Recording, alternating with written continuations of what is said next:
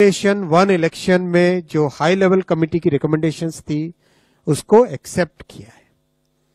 High level committee recommendations on one nation, one election, on simultaneous elections,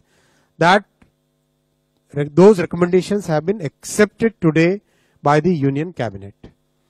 And as you are aware, 1951 से 1967 तक election simultaneously होते थे।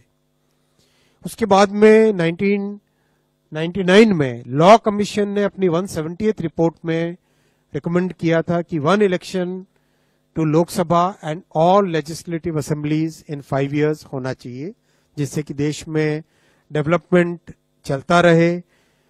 जो बहुत सारा खर्चा होता है इलेक्शंस के कारण वो न हो, बहुत सारा लॉ एंड ऑर्डर और क्रिमिनल जस्टिस सिस्टम जो बाधित हो जाता है, because policeman are totally deployed in maintaining the election law and order, वो सब जो बड़ा एक बहुत बड़ा एक डिसरप्शन रहता है वो ना हो।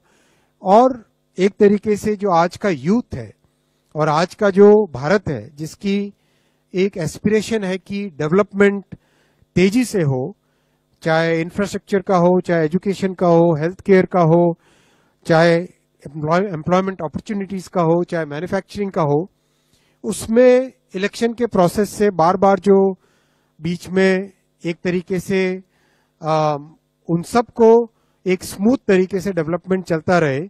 और इस पॉइंट ऑफ व्यू से बार बार ये रिकमेंडेशन, ये सजेशन देश में जगह जगह से अलग अलग फोरम से आया है। पार्लियामेंट्री कमेटी ने भी 2015 में अपनी 79th रिपोर्ट में कहा था गवर्नमेंट को कि suggest methods for simultaneous elections in 2 phases। इसीलिए हाई लेवल कमेटी गठित की गई थी under the chairmanship of Shri Ramnath Kovind ji, the former President of India, and that committee extensively consulted a broad spectrum of stakeholders, including political parties, judges, constitutional experts, large number of experts from various fields. इन सब के extensive consultation के बाद में एक report submit की थी।